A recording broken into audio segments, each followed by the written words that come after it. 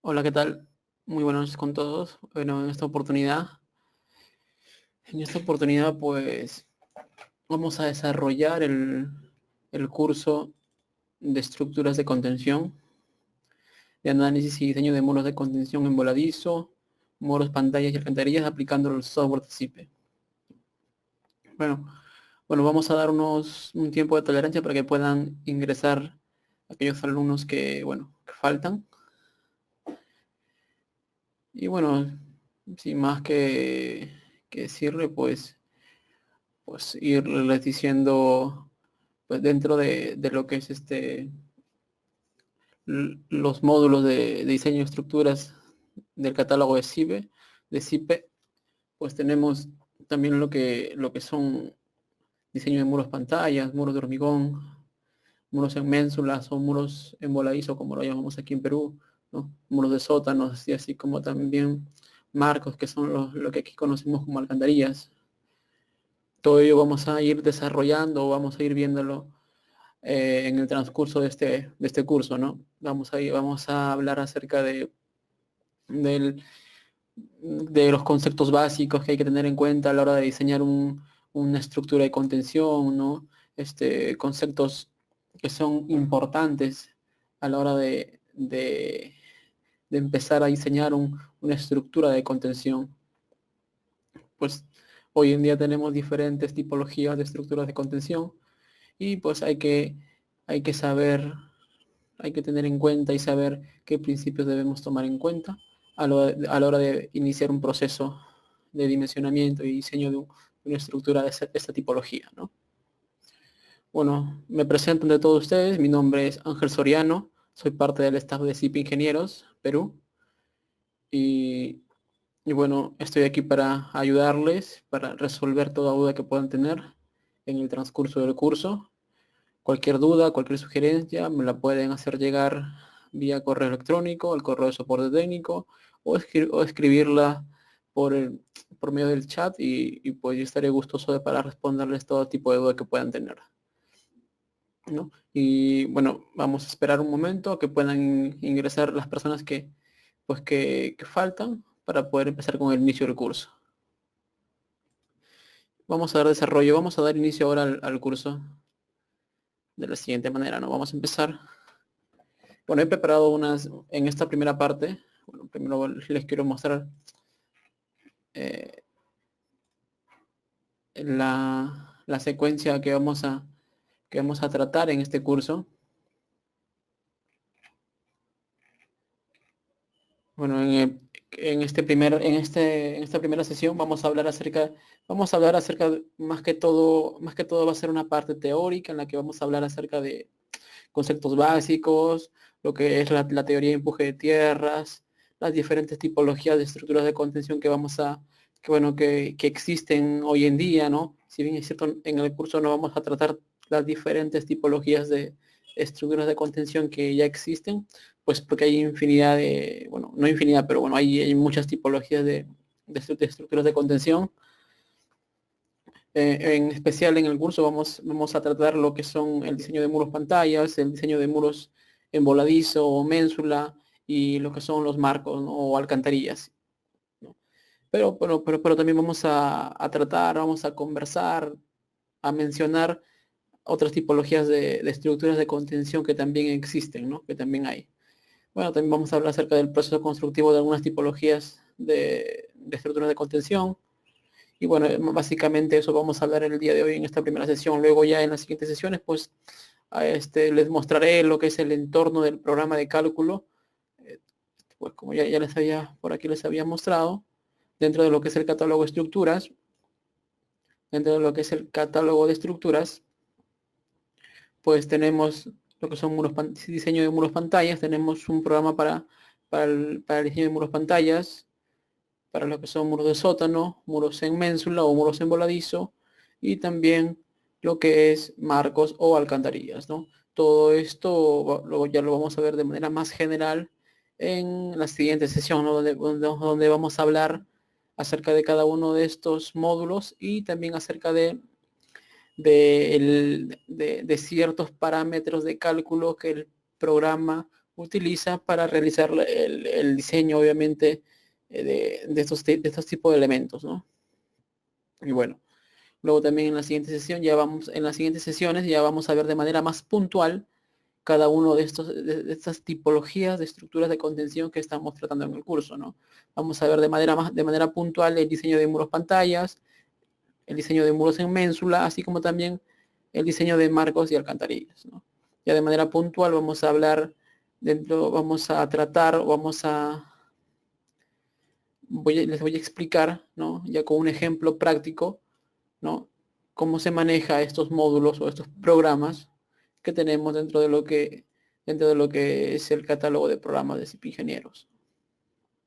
¿Ok? Bueno, el día de hoy, como le digo, vamos a empezar con lo que es la parte teórica, que es importante conocer y si ya lo conocen, pues es importante recordarla y aquellos que no recuerdan, pues hoy vamos a refrescar un poco la memoria, ¿no? Vamos a refrescar un poco la memoria hablando acerca de conceptos básicos y teorías para el diseño de muros de contención. ¿Ok? Bueno, empecemos. Las estructuras de contención. Ok, bueno, déjenme un momento minimizar esto. Ok. Ok, déjenme un momento minimizar esto. Ok. Listo. Estructuras de contención.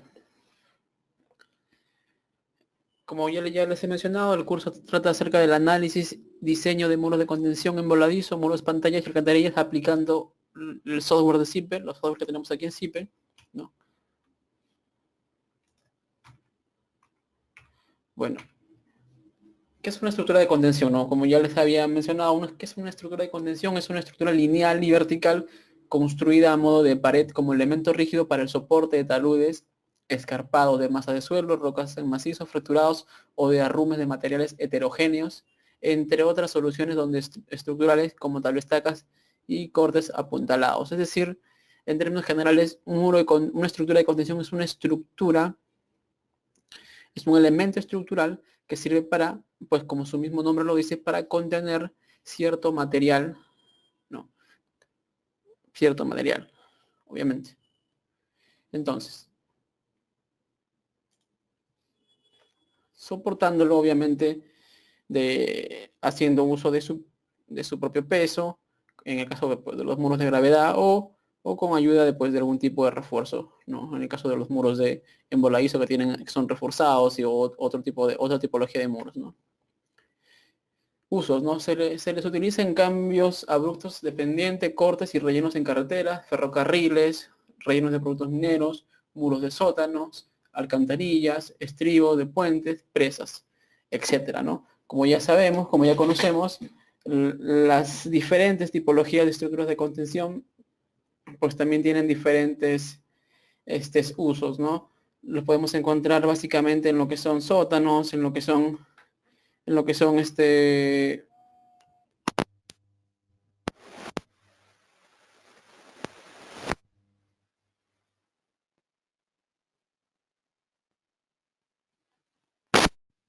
entonces, pues como les acabo de mencionar, pues tenemos diferentes usos para las diferentes tipologías de estructuras de contención que existen hoy en día. Para sostener taludes en carreteras, para salvar, para salvar desniveles, en el caso de alcantarillas, pues en carreteras se usa bastante, ¿no? Las alcantarillas son un tipo de estructura de contención. En el caso de sótanos, pues cuando tenemos sótanos de seis, tenemos 6 sótanos, 5 sótanos muy por debajo del nivel del terreno, del nivel 0,0, pues se usan estructuras de contención como muros pantallas, ¿no? Y diversas tipologías de muros de contención. Tenemos también muros de tierra armada que también se usan mucho en carreteras, muros de muros de contención, pues de gaviones, y pues tenemos diferentes tipologías de muros de contención que hoy en día se usan, ¿no? Tablestacas también las tenemos. Entonces, algunos conceptos importantes que hay que conocer a la hora de diseñar un muro de contención, pues son los que les estoy mostrando en este momento, ¿no? El ángulo de talud. Pues es el ángulo del talud se refiere al ángulo, la pendiente de terreno que tenemos por encima de la cabeza de la estructura de contención. Les grafico, bueno, vamos a graficar la manera. ¿Ok? Vamos a una pluma. Pues básicamente esta es mi estructura de contención. Puede ser un muro envoladizo, puede ser un muro de gravedad. Entonces tengo aquí un terreno.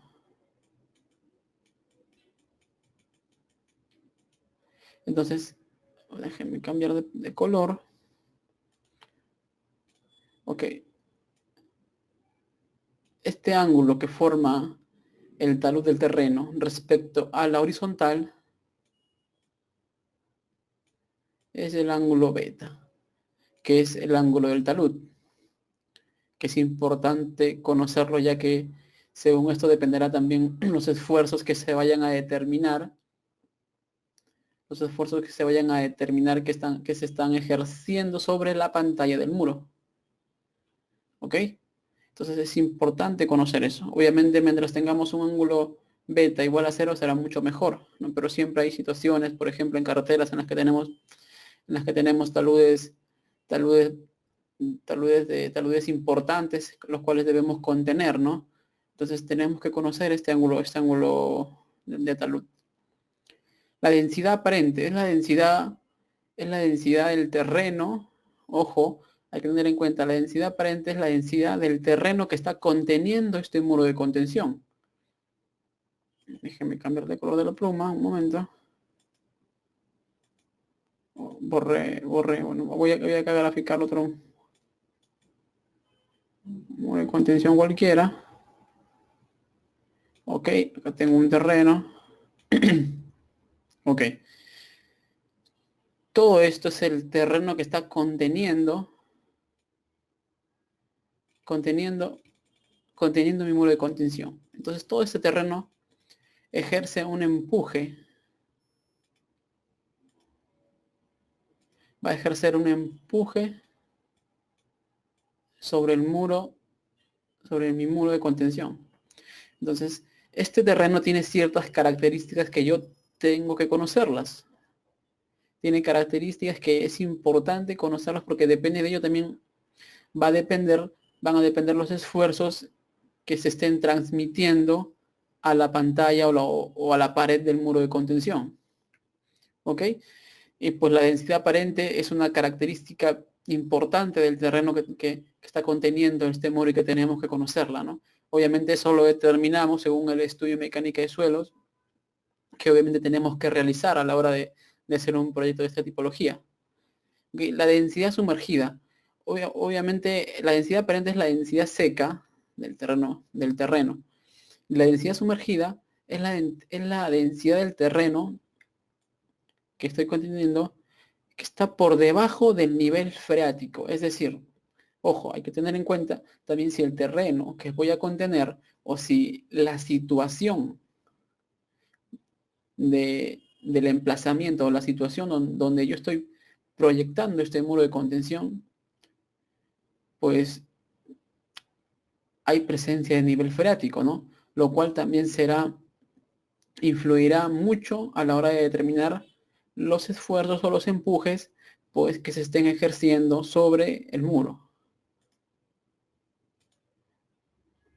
Y la densidad sumergida es la densidad del terreno, obviamente, que contiene el nivel freático, es decir, es el terreno que está invadido, obviamente, por el agua producida por la presencia de nivel freático.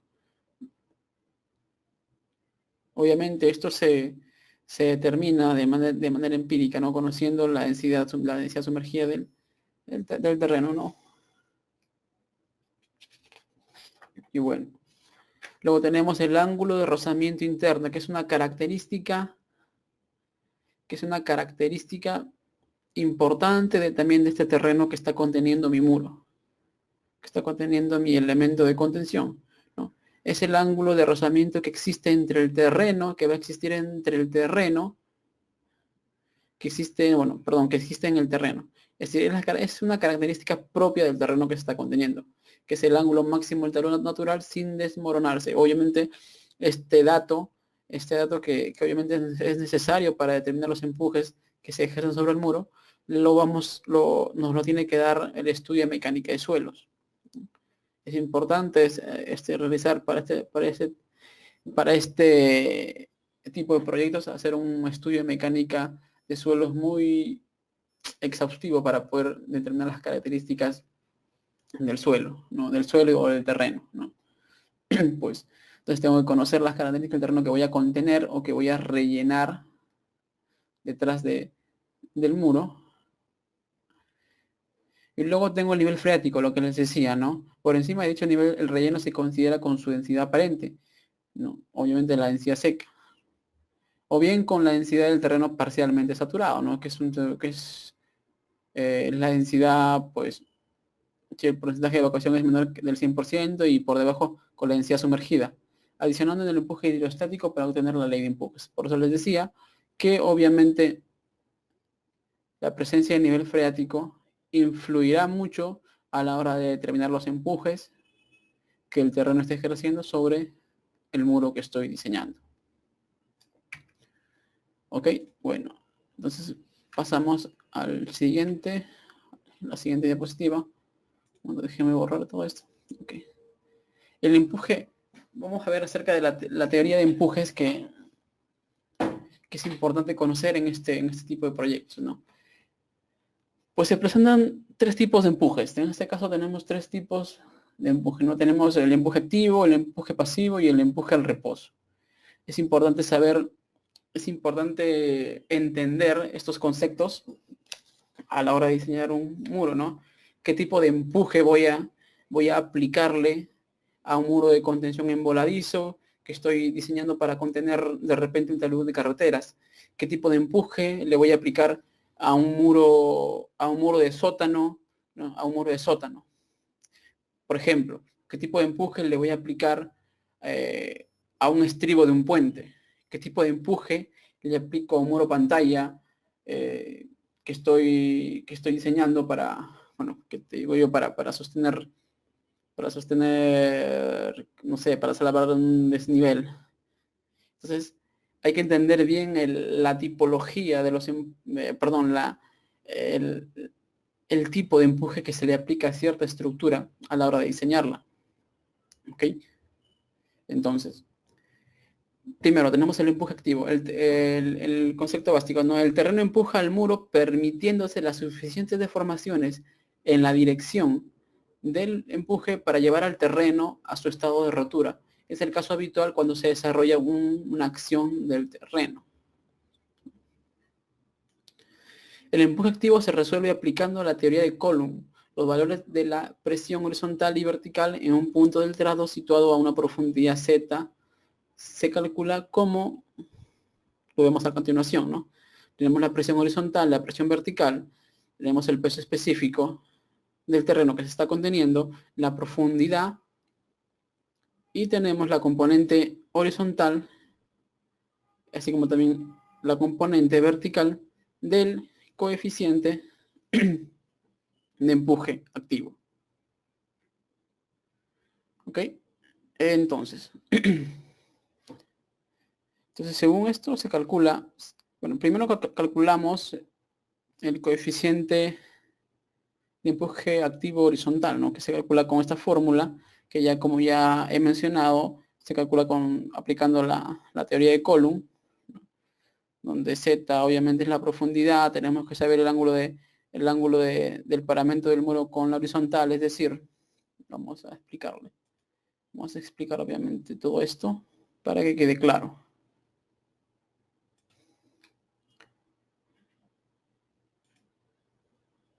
Pluma, ok. Tengo aquí un muro de contención. Esperen, vamos a un momento, voy a borrar esto. Okay, voy a graficar nuevamente, ok.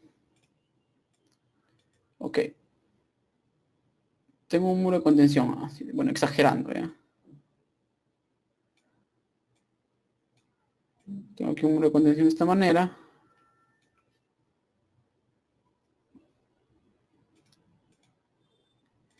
Dice, tengo acá el terreno que estoy conteniendo. Tengo que conocer el ángulo del paramento del muro con la horizontal, es decir, el ángulo del paramento. Este es el déjenme cambiar de color de pluma. El ángulo del paramento del muro respecto, ¿no?, el ángulo del paramento del muro con la horizontal, es decir, este ángulo de acá.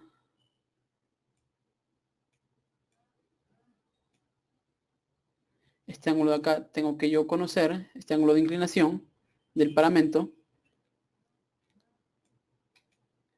Tengo que conocerlo.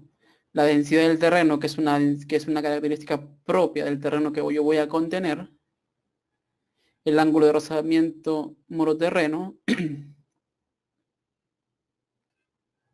que también es una característica que va a depender más que todo del material o de la rugosidad de la rugosidad del concreto o del material que esté en este paramento. ¿Ok? El ángulo de rozamiento interno del terreno, que es una característica propia del terreno que voy a contener.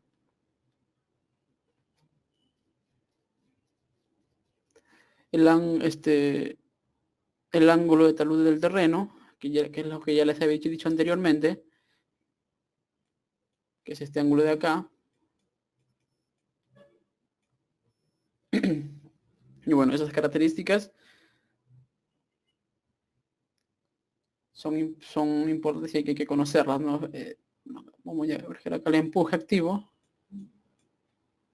Tengo aquí el empuje activo.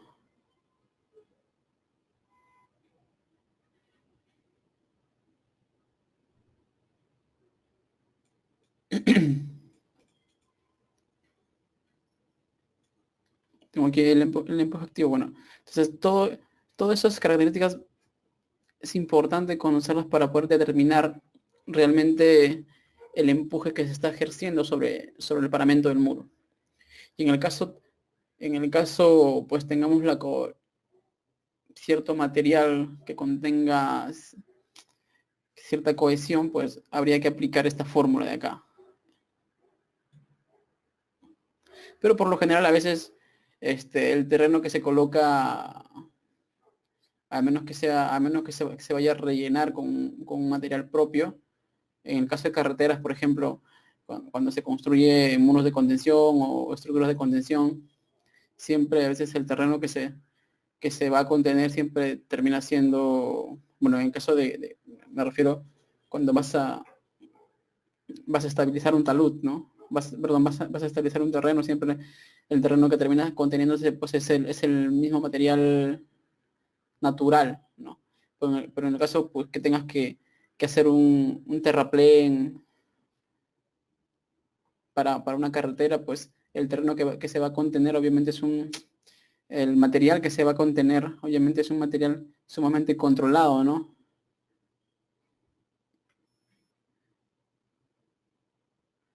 Entonces continuamos.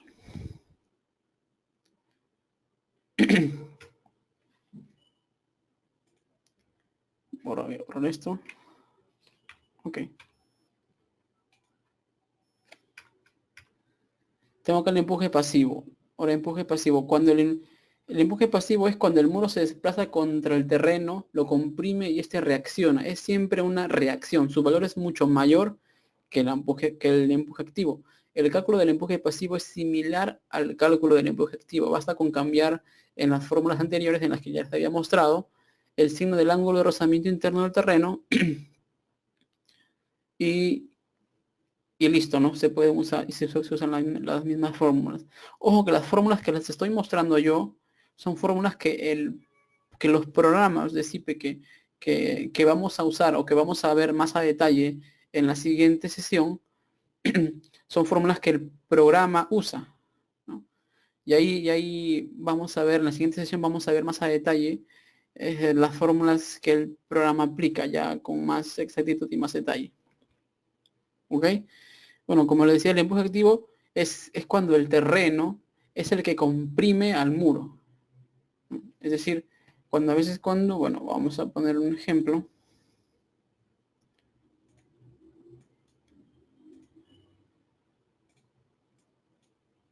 Tenemos acá un paramento. Tenemos aquí el terreno. Y acá tenemos pues un relleno, ¿no? Y lo que yo voy a contener es este terreno que está acá atrás, que está... Entonces aquí se produce un empuje activo y aquí se produce un empuje pasivo. El terreno está comprimiendo la pared del muro. Mientras que en este caso es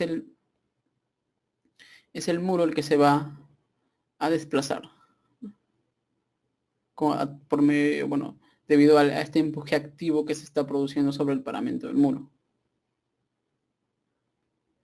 Siempre, como yo les decía, siempre el empuje activo siempre a veces es el coeficiente de empuje activo es mayor al coeficiente perdón, al coeficiente de empuje pasivo siempre es mayor al coeficiente de empuje activo.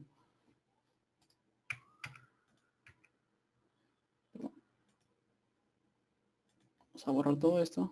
Ok. Y bueno, y por último tenemos el empuje al reposo, ¿no? Donde el terreno empuja, pero el muro no sufre apenas deformaciones. Es decir, las deformaciones son nulas o despreciables. El valor del empuje es mayor que el activo. Obviamente, diseñar un muro sometido a un empuje al reposo, obviamente siempre se dice que es mucho más seguro, porque obviamente los empujes que se producen asumiendo ese tipo de empuje, obviamente son mayores. El empuje al reposo se resuelve aplicando la teoría. En este caso, el programa usa para resolver o para determinar los empujes al reposo la teoría de Jackie, ¿no? La cual se calcula, pues como les estoy mostrando a continuación. La presión al reposo es igual al peso específico del terreno que se está conteniendo por la profundidad por el coeficiente al reposo, ¿no? Siendo el coeficiente al reposo igual a 1 menos el seno del ángulo de rozamiento interno del terreno.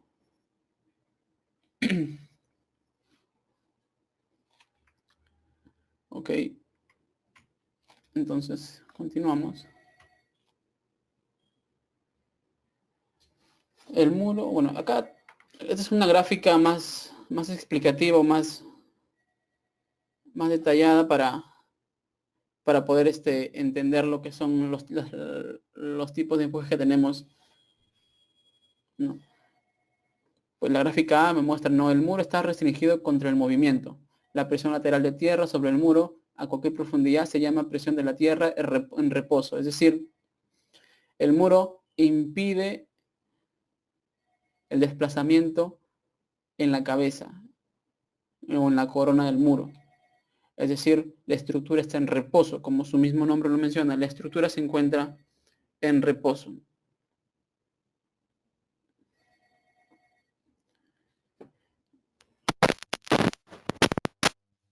Tenemos lo que es el empuje activo, ¿no? Decía, la estructura de contención se inclina respecto al suelo retenido.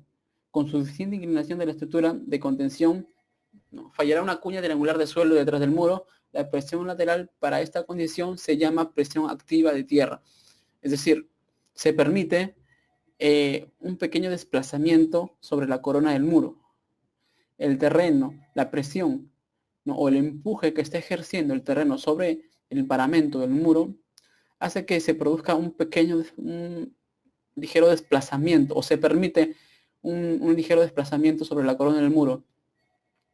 Ojo que hay que tener en cuenta que los esfuerzos que se obtengan sometiendo la estructura a un empuje activo, ¿no?, obviamente son mucho menor a lo que a lo obtenido sometiendo la estructura a un empuje en reposo, porque obviamente es como cuando aplicas Es como cuando hacemos cuando diseñamos una estructura, ¿no? Obviamente sabemos que una estructura de una edificación, sabemos que por medio de las deformaciones que se produzcan en la estructura, se disipa la energía, se disipa la energía. Entonces, de igual manera, se permite un ligero deformación en la corona del muro, con la finalidad de disipar un poco los esfuerzos que se producen sobre el mismo, ¿no? Luego tenemos la estructura en el caso del empuje al reposo, ¿no? La estructura de contención es empujada hacia el suelo, retenido, con suficiente movimiento del muro. Fallará una cuña del suelo, la presión lateral para esta condición se llamará presión pasiva de la tierra. Es decir, en este caso es la estructura la que está empujando, es decir, la deformación se produce hacia adentro del terreno contenido. Obviamente el empuje que se produce es mucho mayor al empuje activo. El empuje pasivo es obviamente mucho mayor al empuje activo.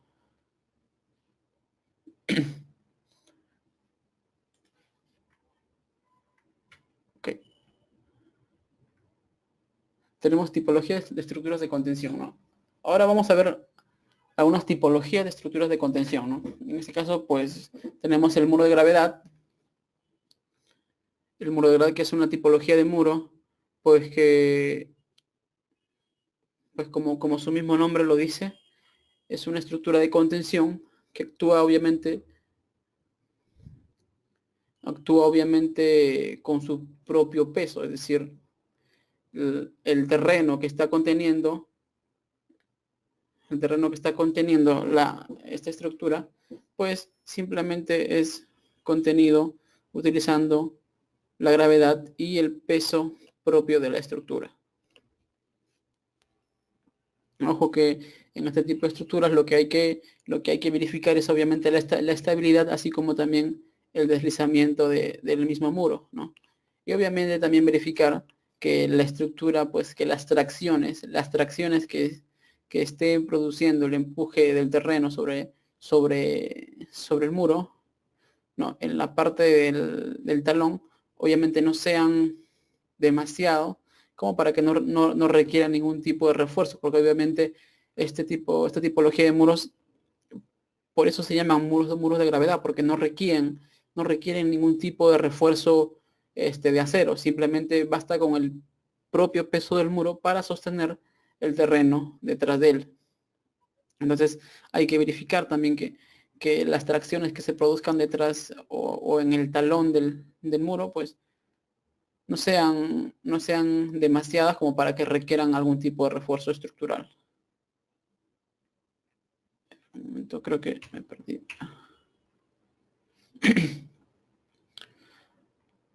Bueno, también existe una fusión entre lo que es un muro de gravedad y un muro de contención en voladizo, ¿no? En cuyo diseño es similar a al que les estoy mostrando, con la única diferencia pues que esta tipología de muros ya contienen como si es que el muro, como les decía, no, si es que el muro va a ser puramente de gravedad, hay que verificar obviamente que las tracciones que se produzcan déjenme mostrarles, que las tracciones que se produzcan en el talón del muro, pues obviamente sean mínimas como para no requerir ningún tipo de refuerzo. Obviamente hay que centrar también las cargas para que el muro actúe obviamente simplemente por pura gravedad. Pero también existe una fusión entre lo que es un muro de gravedad y un muro de emboladizo, en la cual se le coloca a esta tipología de muros algún tipo de refuerzo en el talón, precisamente para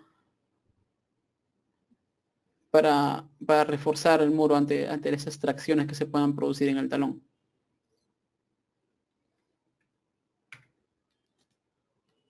Ok, luego tenemos lo que ya conocemos, que es un muro envoladizo o ménsula.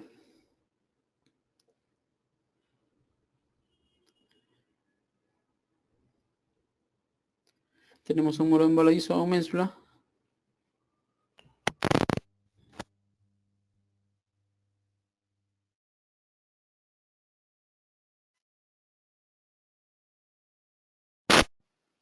Creo que hubo un problema con el audio. Ok. Esto le decía. También tenemos lo que son muros envoladizos o muros en ménsula. Ojo, a ver, me olvidé decirles, ¿no?, acerca del dimensionamiento, ¿no? Del dimensionamiento de los muros de gravedad, pues acá tenemos también unos parámetros de predimensionamiento o dimensionamiento mínimos para tener en cuenta a la hora de diseñar un muro de gravedad. Que la corona, pues la corona del muro sea como mínimo 30 centímetros o un doceavo de la altura del muro. Una pendiente mínima de 1,48, que la base del muro pues vaya de 0,5 a 0,7 veces la altura, que el talón tenga una altura de un octavo de la altura o un sexto de la altura del muro. Son parámetros mínimos de dimensionamiento que hay que tener en cuenta a la hora de diseñar un muro de esta tipología. Ahora tenemos lo que son muros en ménsula. Obviamente esta tipología de muros en ménsula, que es la que ya conocemos y que siempre por lo general se ha visto ya, es un tipo de muro que obviamente trabaja obviamente para estabilizarse, pues trabaja con el terreno que está conteniendo sobre su talón, así como también con la misma pantalla y el refuerzo que se le coloca. ¿Ok? A ver.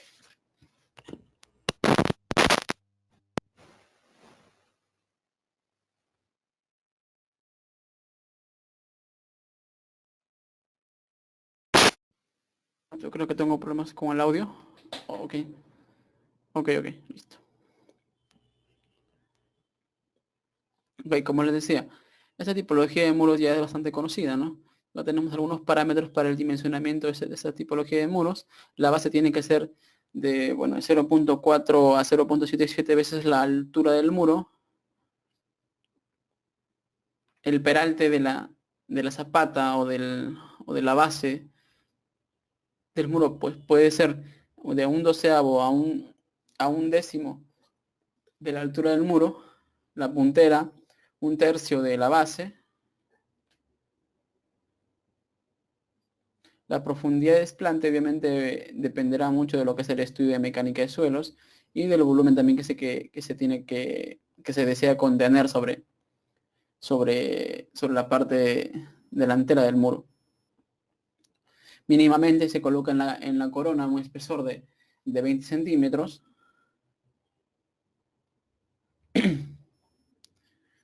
Luego tenemos lo que son muros con contrafuertes, porque sé que es una tipología similar a lo que ya hemos visto de muros de contención en voladizo, pero con la diferencia que estos tienen algunos contrafuertes distanciados cada 0,3 a cada 0,6 veces la altura de la pantalla del muro. Es decir, con la diferencia de respecto al muro en voladizo, que es como les decía que esto tiene unos contrafuertes, pues que les dan cierta estabilidad y que mayormente se usan ya para salvar desniveles mucho mayores, ¿no? Por ejemplo, un muro de gravedad, por lo general, a veces te servirá para contener terrenos para salvar algún desnivel de hasta 4 metros. Pues después de ello, pues obviamente se dice que ya resulta muy antieconómico, ¿no?, colocar un muro de gravedad para salvar un desnivel de 6 metros, 7 metros, pues los muros que te pueden salir ya serían demasiado contundentes. Entonces a veces ya resulta la necesidad de colocar muros en voladizos, ¿no? O si el desnivel es mucho mayor, pues ya habría que colocar muros con contrafuertes.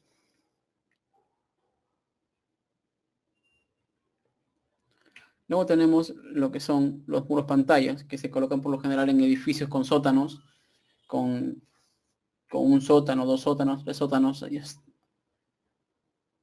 En este caso, pues vemos aquí en las imágenes muros pantallas con anclajes.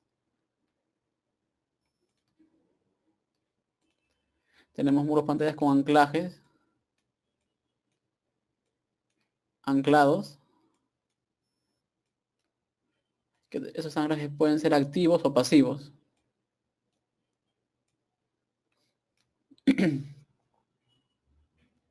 Luego en la siguiente imagen también tenemos muros de contención, ya no anclados, sino simplemente sostenida con puntales. Ahora, la diferencia de cuándo usar puntales y cuándo usar anclajes, de eso dependerá de la situación del proyecto. Es decir, si yo, por ejemplo, tengo aquí un vecino, tengo aquí mi vecino que también tiene sótano, no voy a colocar un anclaje porque pues voy a dañar la estructura colindante que también tiene sótano. Entonces, me conviene colocar puntales, pues de esa manera ya no invado a la estructura colindante, porque hay que tener en cuenta que los anclajes son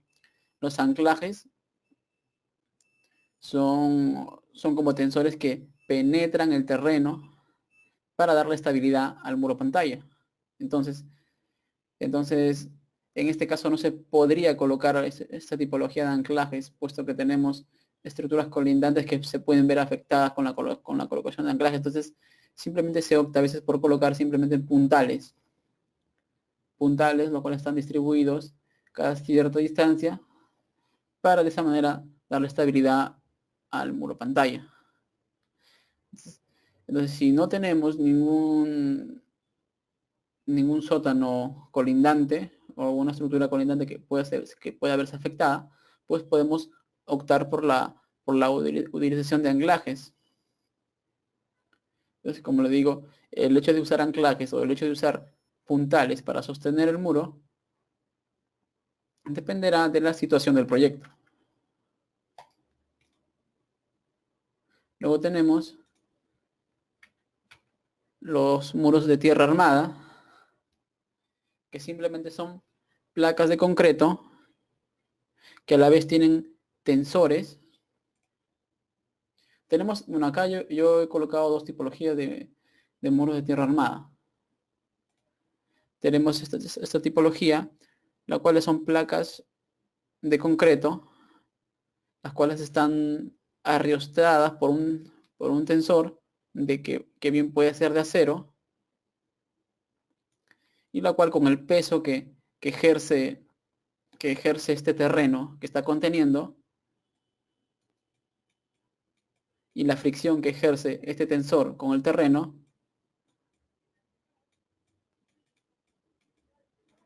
pues el muro se sostiene.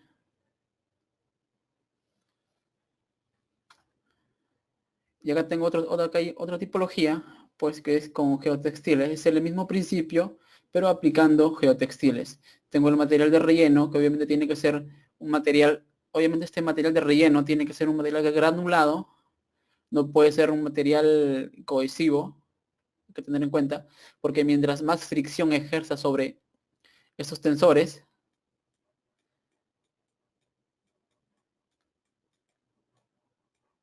obviamente el sostenimiento del muro será mucho mejor. Entonces, esta tipología que les muestro aquí también tiene el mismo principio, pero es aplicando geotextiles.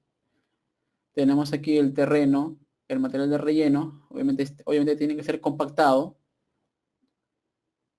el cual se va rellenando por capas, se agrega geotextil, una capa de relleno, geotextil, capa de relleno, geotextil, y que el principio, pues el principio de funcionamiento es el mismo, ¿no?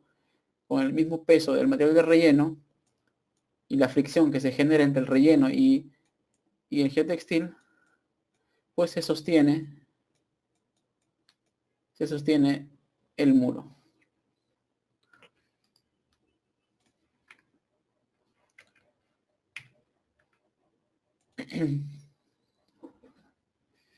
Y luego tenemos lo que son también lo que conocemos como muros de tablestaca. Esa tipología de muro es también bastante conocida, ¿no? Tiene sus ventajas, es bastante, pues, bueno, se usa con tablestacas, simplemente tablestacas de acero, las cuales van hincadas en el terreno, no hace falta, esto mayormente se usa cuando tenemos terrenos en los cuales tenemos demasiado nivel freático elevado y a veces es imposible bombear toda esa agua contenida. Entonces se colocan tablestacas que se hincan al terreno y, y ya no hay necesidad de desaguar o bombear toda esa agua.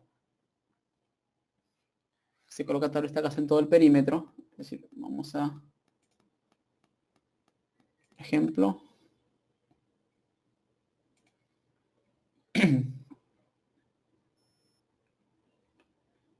Color de pluma. Ok. Es decir, tengo aquí un terreno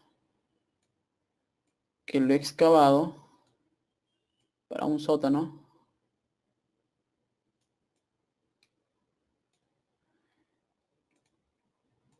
Y por aquí justo pasa, tengo elevado nivel freático.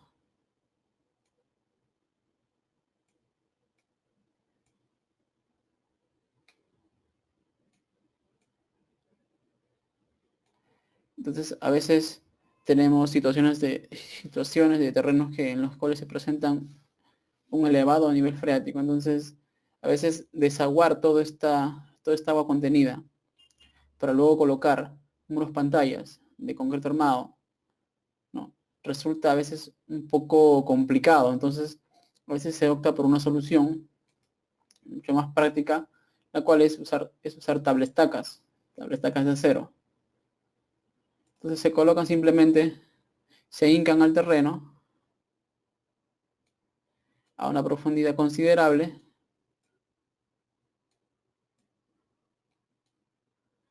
para liberar el terreno del agua. Es decir, ahora esta agua se bombea y queda prácticamente todo el perímetro del terreno que se va a construir de alguna manera impermeabilizado.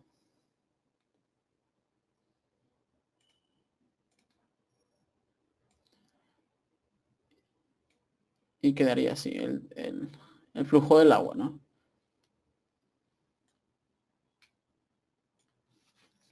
De esa manera se libera el terreno del agua contenida. Entonces, tiene sus ventajas, como le digo, utilizar esto, pero también a veces resulta un poco caro debido a que son placas y láminas de acero. En este caso que les estoy mostrando acá tenemos tablestacas ancladas que están ancladas al terreno.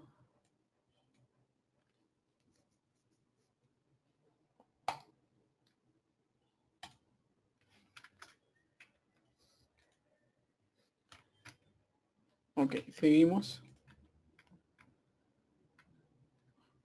Algunas consideraciones constructivas que hay que tener en cuenta a la hora de ver proyectos que tengan muros de contención, pues es más que todo la colocación de juntas de construcción, juntas de dilatación, juntas de construcción. Pues como le decimos, a veces se tratan paños o longitudes bastante considerables de muros de contención. Entonces hay que tener en cuenta cada cuánto hay que colocar una junta de construcción, cada cuánto hay que colocar una junta de contracción, una junta de dilatación. Recuerda que hay que tener en cuenta que el concreto, pues en volúmenes grandes, a veces o cuando el concreto se empieza a fraguar, pues este se contrae, ¿no? Hay que saber colocar las juntas de construcción cada 4 metros, cada 3 metros para evitar el agrietamiento del concreto. De igual manera, las juntas de dilatación,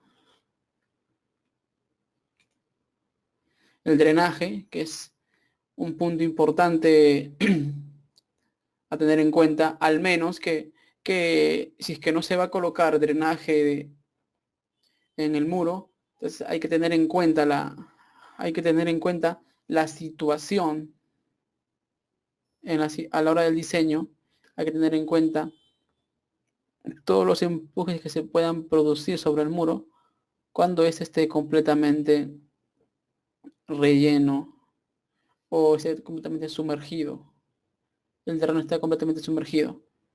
Pero lo ideal es obviamente colocar drenaje, ¿no? Pues obviamente cuando tenemos épocas de lluvia o no sé, algún tipo de avenida, ese terreno se puede inundar de agua, lo cual también podría producir algún tipo de falla, algún tipo de deslizamiento sobre el muro de contención. Entonces es importante drenar el agua del terreno que se va a contener detrás del muro. Acá tenemos algunas tipologías de drenaje. Tenemos un drenaje vertical, ¿no? El cual simplemente es un material granulado y se colocan acá lo que llamamos los famosos llorones o lloraderos, por donde se evacúa el agua. Acá tenemos alguna otra tipología también de drenaje para muros de contención. Se coloca el material granular y se coloca a pie de la pantalla del muro una tubería de drenaje, que puede ser una tubería perforada para evacuar todo el agua contenida.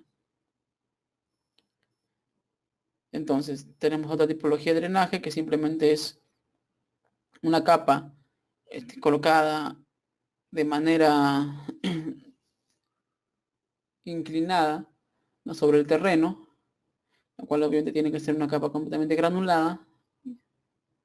Y cuando las aguas que caen sobre el terreno por lluvia o por infiltración, drenan sobre la capa y se evacúan de manera directa por estos lloraderos de los muros. Luego tenemos un tipo de drenaje horizontal, que es el mismo principio, con la única diferencia que aquí se coloca una capa de manera horizontal sobre la pantalla del muro. Bueno,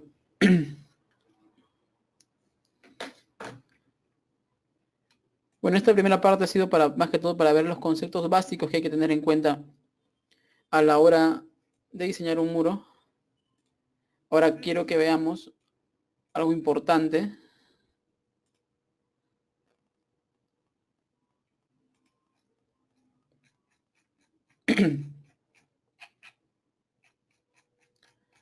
Entonces, dentro de lo que es estructuras, dentro de lo que es estructuras de contención,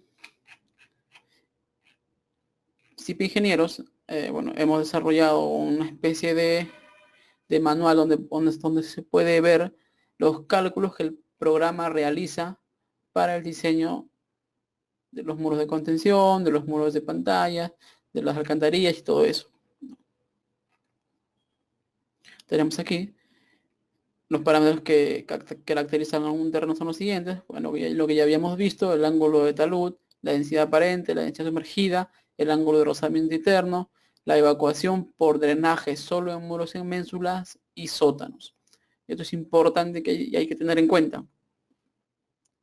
Hay que tener en cuenta, ¿no?, la evacuación por drenaje, que solo se realiza cuando veamos el diseño de muros en ménsula o muros en voladizo, y también cuando veamos lo que es muros de sótano.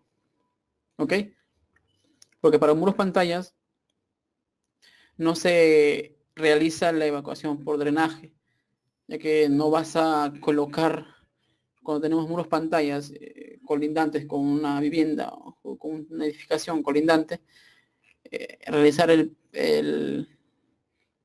la evacuación por drenaje del terreno que se está conteniendo, pues no se puede hacer, no se puede invadir el terreno colindante para evacuar para colocar algún tipo de drenaje. Entonces a veces en esa situación es mejor colocar algún tipo de impermeabilizante detrás del muro. Ahora, acá tenemos una fórmula en la cual se calcula ese porcentaje de evacuación, ¿no? Dice, un valor X por nosotros se producirá un empuje hidrostático de 100 menos X% y un empuje del terreno teniendo en cuenta el siguiente peso específico. ¿Ok? Se considera, de esta manera se determina el peso específico parcial del terreno. Ahora, se considera que esta agua infiltrada se encuentra en toda la altura del muro. Ahora tenemos el porcentaje de empuje pasivo, solo en muros de ménsula y muros de sótano. La cota de empuje pasivo es importante en muros de ménsula y en muros de sótano. Hay que también tener en cuenta si es que la situación del proyecto en la cual estamos diseñando, pues tiene presencia de roca, es decir, la cota a la cual estamos inventando, hay presencia de roca. Activada esta opción le permite definir un estrato rocoso, en cuyo caso hay que dar como dato la cota a la que aparece, que debe ser inferior a la del relleno. De la cota de roca hacia abajo se anulan los empujes del relleno, pero no los hidrostáticos si los hay. Hay que tener en cuenta el nivel freático, lo que ya les había mencionado. Esto ya lo habíamos visto también. Ahora, los empujes de carga situadas sobre el terreno. Acá tenemos cómo es que el programa determina los empujes que se producen sobre el terreno. El empuje producido por una sobrecarga uniformemente repartida. Tenemos aquí un talud inclinado y una carga completamente, uniformemente repartida. Entonces todo eso se distribuye de manera uniforme sobre la pared del muro de contención. Aquí tenemos las fórmulas para determinar este empuje. Tenemos el coeficiente de empuje horizontal, el coeficiente de empuje vertical, por la carga superficial, por el seno del ángulo del paramento, que ya les había explicado, que simplemente es la inclinación de la pantalla en el lado que está conteniendo el terreno, o el trasdos. Luego el ángulo de inclinación del relleno, y como ello se determina esta presión o este empuje que está ejerciendo esta carga repartida sobre el terreno en la pantalla del muro. Luego tenemos el empuje producido por una carga en banda paralela a la coronación. Es decir, hay casos de repente en los que vamos a tener alguna zapata, alguna edificación que está ciertamente separada, o tenemos aquí, no sé, una baranda, una valla, lo cual produce una carga en banda que está ciertamente separada del paramento del muro, ¿no? Entonces, esta carga va a producir un empuje sobre la pared del muro. Entonces, se determina de la siguiente manera. Esta presión producida por esta carga será igual a 2 veces la carga entre pi por beta, que son los ángulos que se desprenden de la figura del primero, que como acá nos explica qué es beta y qué es que es omega. Entonces, por el coseno, 2 veces omega, entonces se determina esta presión en banda que está ejerciendo sobre el paramento del muro. Luego tenemos los empujes producidos por una carga lineal paralela a la coronación. Es similar a esto, pero esta es una carga puntual.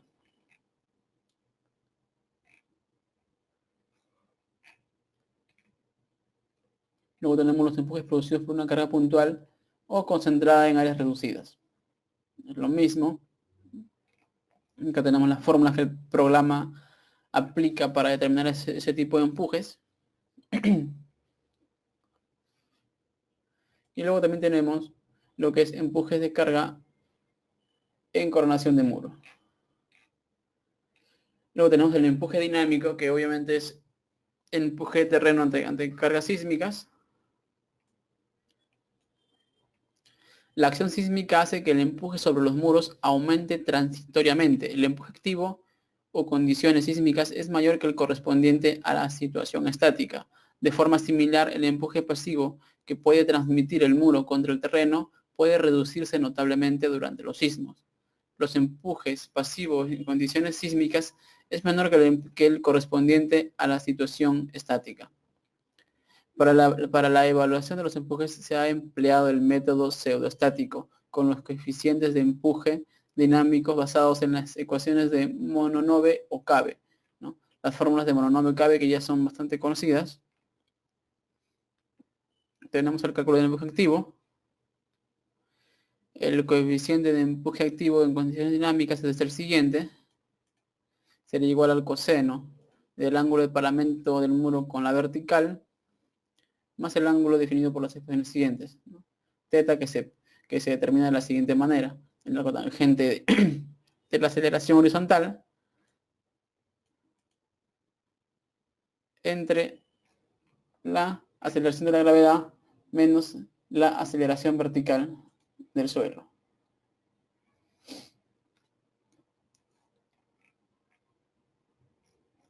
Ok, tenemos también lo que es el ángulo de rozamiento tierra-muro. Mientras sea cero, será mucho mejor porque estaremos diciendo al programa pues que el empuje que se produce sobre el paramento del muro será perpendicular a este, ¿no? A ese mismo. El peso específico debido al empuje de tierras es mayor debido al aumento del peso específico del terreno. Es decir, cuando se produce sismo, obviamente el terreno se reacomoda, aumentando así el peso específico del terreno. Empuje debido al agua intersticial. Por debajo del nivel freático, el incremento de empuje en cada punto se calcula de la siguiente manera, ¿no? 7/8 de la aceleración de cálculo horizontal entre la gravedad por el peso específico del agua por la profundidad, a la profundidad a la que se encuentra esta, ¿no? Efecto de las cargas y sobrecargas en el trastos. La intensidad de las cargas sobre el relleno deberá multiplicarse por F, el cual es un factor que se determina de la siguiente manera, ¿no? 1 más la aceleración vertical de cálculo entre la gravedad. Ojo que la aceleración vertical de cálculo siempre se toma como un medio de la aceleración horizontal. Ojo que la aceleración horizontal no es nada más y nada menos que la aceleración del suelo. Esto de acá lo podemos asumir como si fuese la aceleración básica del suelo según la normativa E030. Es decir, para una zona 4, para una zona 3, para una zona 2, para una zona 1, en la norma E030 nos indica la aceleración del suelo. Ejemplo, para la zona 4, la aceleración básica del suelo es 0.45 G. Entonces, de esta manera podemos asumir hay que asumir la aceleración horizontal. Luego tenemos el cálculo del empuje pasivo.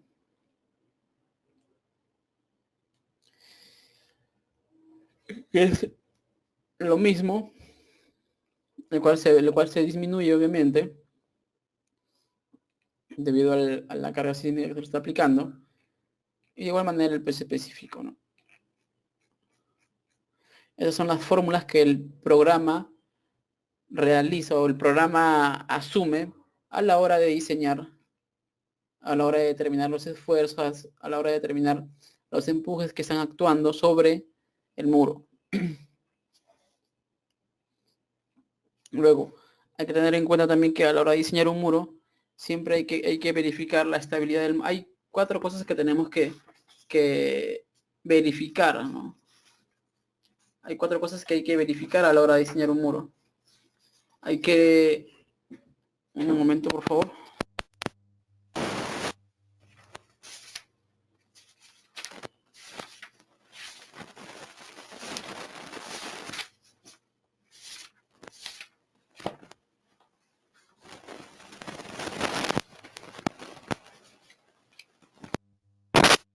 Ok.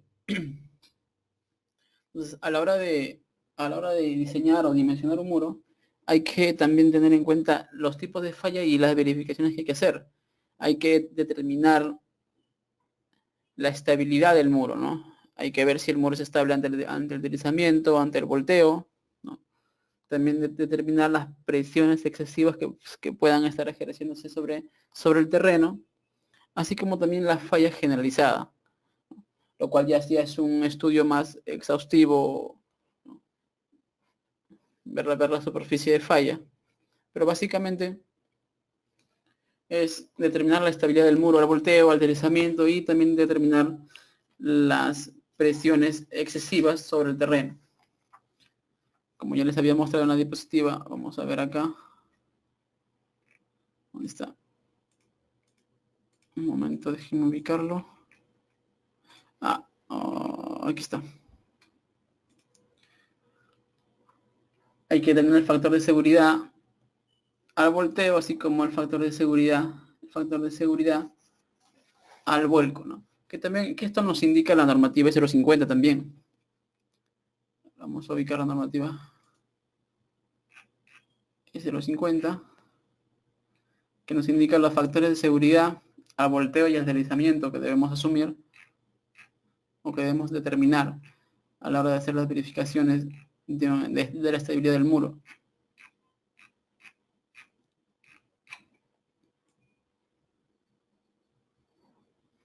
Déjenme ubicar un momento.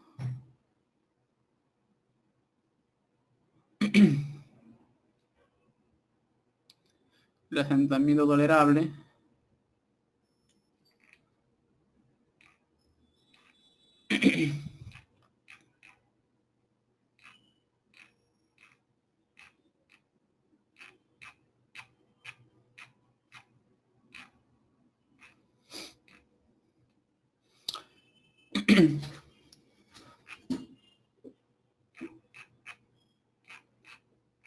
Ahora un momento, déjenme ubicarlo.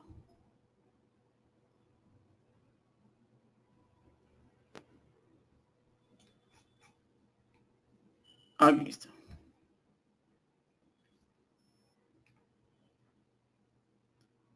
Bueno, entonces ante una falla por corte.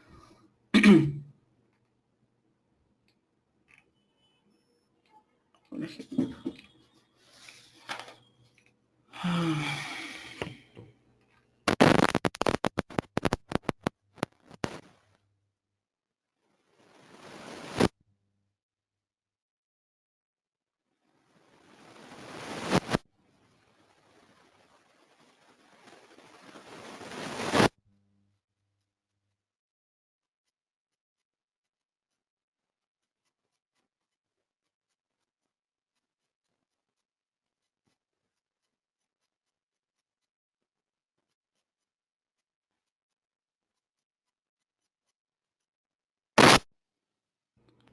Un momento, creo que no lo encuentro. A ver, un momento.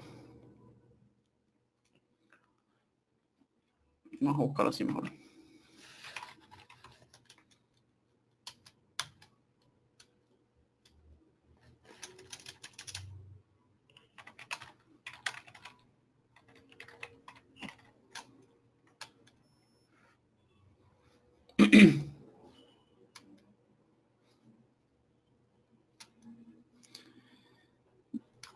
Para las estáticas. Aquí está.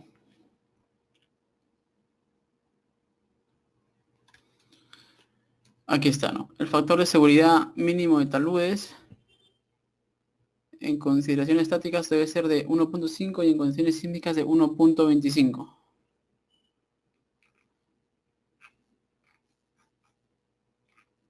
Entonces, eso hay que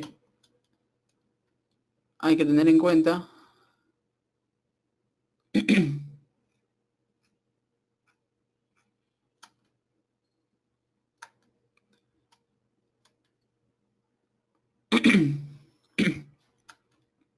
Entonces, eso hay que tener en cuenta a la hora de diseñar.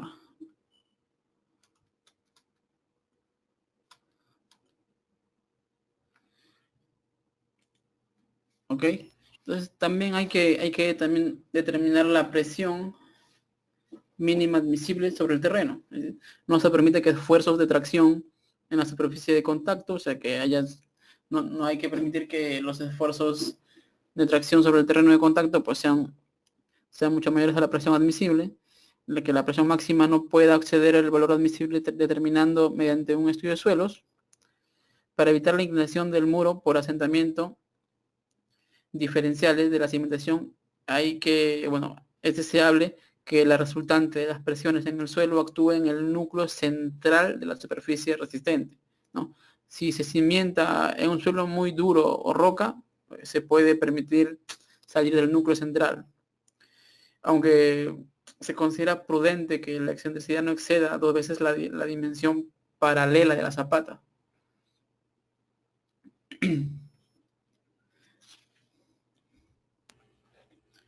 No sé si eso ha quedado claro.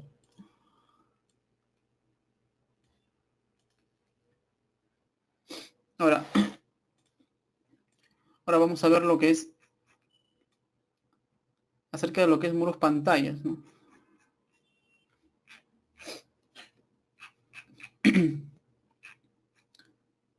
Ojo que para cuando veamos ya más a detalle lo que es el diseño de muros pantallas, hay que tener en cuenta esta acotación, ¿no? El programa está diseñado para el dimensionamiento y comprobación de muros pantallas genéricos de cualquier material de hormigón armado con dimensionamiento de las módulos. Dispone de un asistente que le ayudará a introducir los datos para los casos habituales de varios sótanos de edificación. También se dispone de otro sencillo y fácil asistente para edificios de 1 o 2 sótanos. Entonces, también hay que tener en cuenta esta nota de acá. Hay que tener en cuenta que el programa calcula los muros pantallas como elementos estructurales sometidos a los empujes de los diferentes terrenos y cargas exteriores aplicados a los mismos. No se realizan comprobaciones geotécnicas, tales como la determinación de su resistencia por punta, resistencia por fuste, sifonamiento, etc., que deben ser objeto de un estudio complementario a partir del informe genérico, así como los elementos como codales o puntales, tipos de anclaje, su tipo, diámetro, longitud de anclaje, etc., que exigen igualmente su estudio estructural complementario. Hay que entender eso a la hora de, bueno, de utilizar el programa, los programas de CIPE para el diseño de muros pantallas. Ahora, hablemos acerca del modelo de cálculo. El modelo de cálculo empleado consiste en una barra vertical cuyas características mecánicas se obtienen por metro transversal de pantalla. Sobre dicha pantalla actúan el terreno tanto en el sótano, tanto en el trazo como en el intrados. Las cargas sobre el terreno, los elementos de contención lateral, como puntales, anclajes activos y anclajes pasivos, los elementos constructivos, como son los forjados, y las cargas aplicadas en la coronación.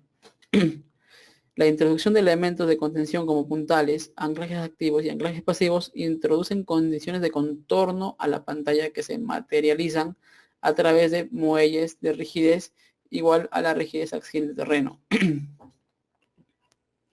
Ojo, hay que tener en cuenta eso, que el programa me idealiza el elemento estructural como si fuese una barra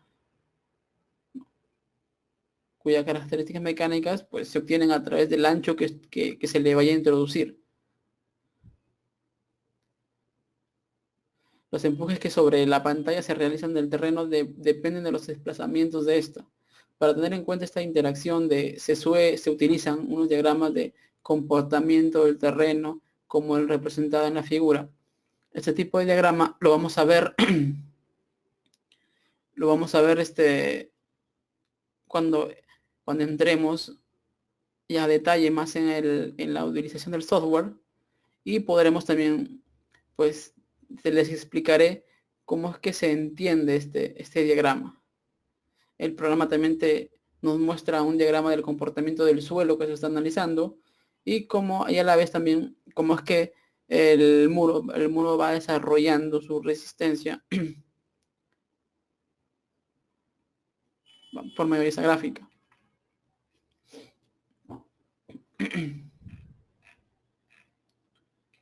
En el cálculo sísmico, las acciones sísmicas hacen que el empuje sobre los muros aumenten transitoriamente. Lo que les decía siempre cuando tenemos casos de carga sísmica aplicados sobre los muros, pues siempre pasa que el suelo se reacomoda, generando pues que los empujes sobre los elementos de contención pues sean mayorados.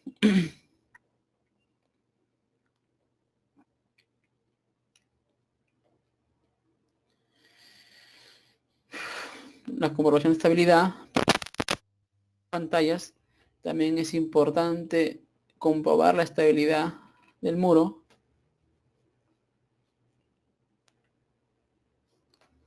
Ojo que la tipología de muros pantallas es una tipología de muro muy usada en sótanos de grandes profundidades.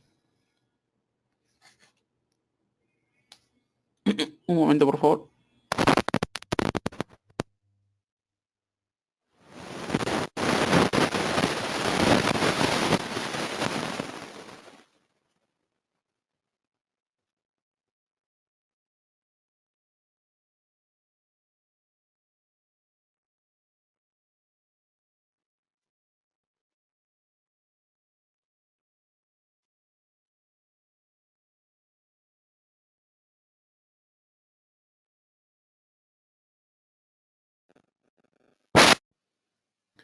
Ok, perdón.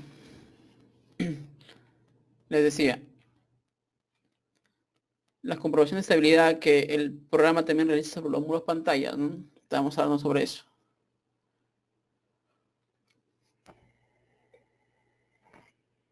Vamos a ver también la interfaz que el programa tiene para el desarrollo o para la verificación de la estabilidad de los muros pantalla.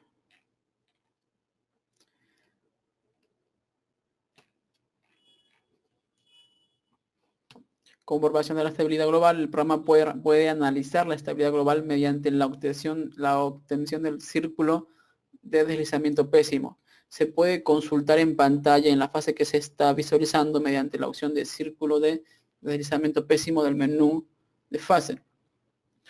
La comprobación del círculo de deslizamiento pésimo se realiza en las fases en las que todavía no existe ningún forjado construido, pues en las fases en las que estos entran en funcionamiento se supone que la construcción hasta el momento realizada impide el desarrollo del círculo de deslizamiento. Obviamente se entiende esto, ¿no?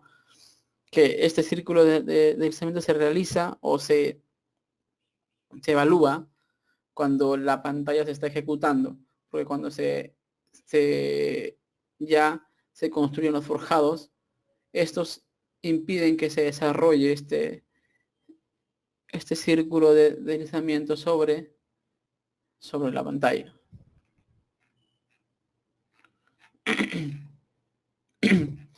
Aquí podemos apreciar también, esta es una tipología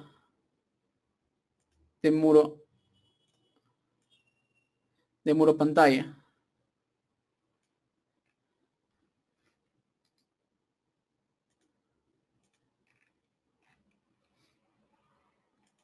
Acá tenía un paper acerca del proceso constructivo de lo que son muros pantallas y algunas consideraciones que tenemos que tener en cuenta. Primero, pues se construye un murete guía, el cual puede tener 80 centímetros a 1,5 metros, 1 metro de altura, el cual, bueno, eso será un murete guía, el cual guiará a la maquinaria a la hora de excavar, a la hora de hacer la zanja, para excavar y colocar luego la armadura de la pantalla.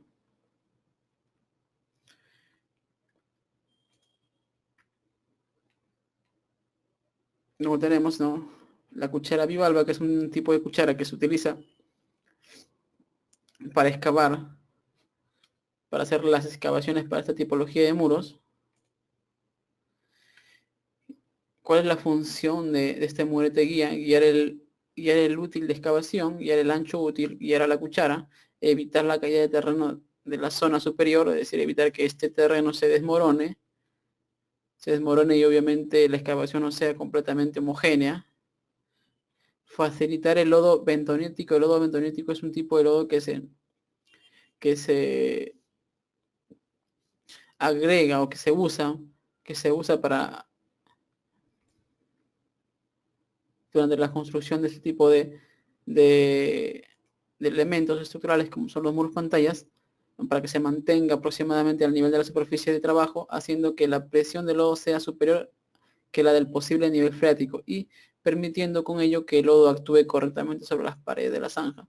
¿Cuál es la función del lodo bentonítico? El lodo bentonítico tiene la función de estabilizar las paredes de la excavación, a fin de que mientras se realiza la excavación, pues estas paredes de la excavación se mantengan estables y luego poder introducir con normalidad la armadura de refuerzo del muro pantalla.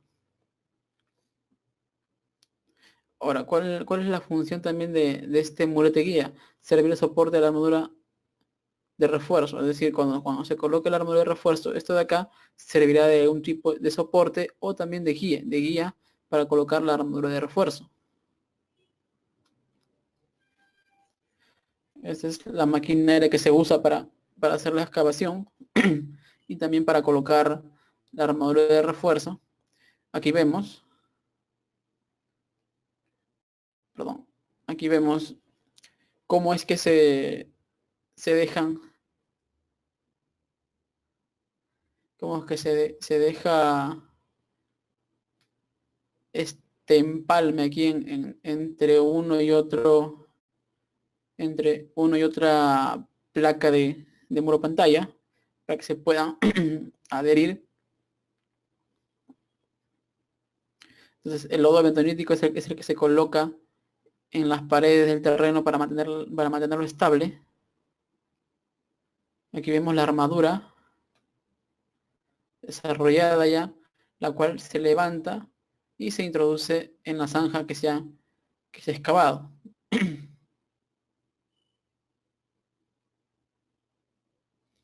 Aquí vemos ya el proceso. Y luego obviamente se inyecta el concreto.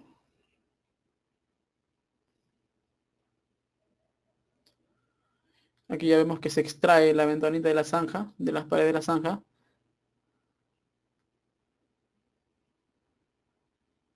Se introduce la armadura, se extrae la ventanita y luego se inyecta el hormigón.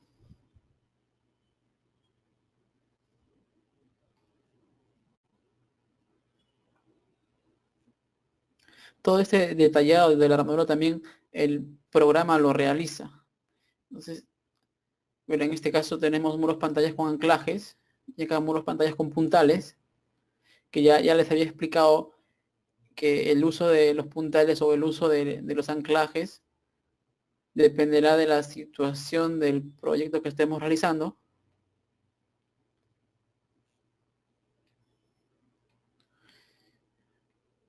Estos son los anclajes. Y quería mostrarles, acá vemos que, bueno, esta empresa, pues, obviamente realiza los diseños utilizando el software de CIPE. Este es el software de CIPE que nosotros tenemos para el desarrollo de esta tipología de muros pantallas. Que CIPE, bueno, CIPE desarrolló esta tipología CIPE desarrolló este software para el diseño de esta tipología de muros pantallas.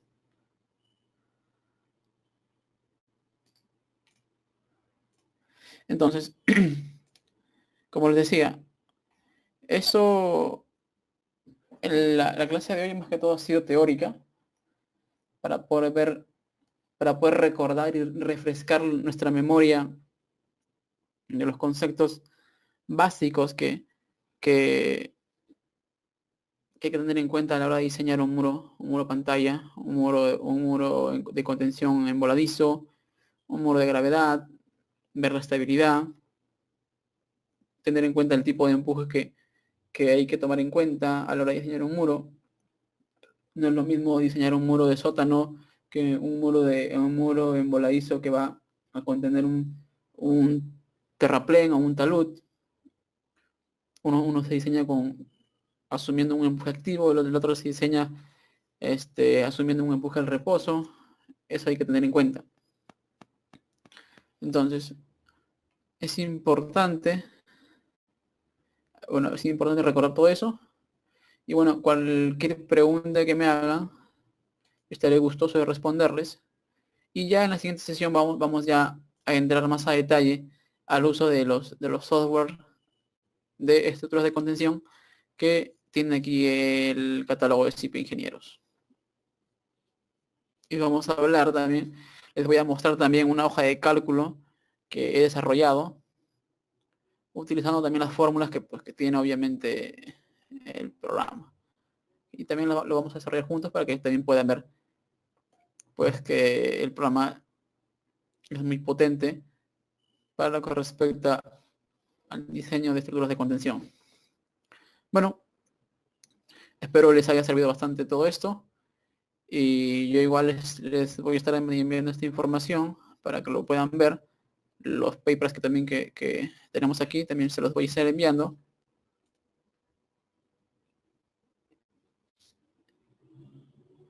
Bueno, sin más que decir, o bueno, les agradezco a los pocos que están aquí por su presencia. Muchas gracias y hasta el día jueves. ¿Ok? Muchísimas gracias.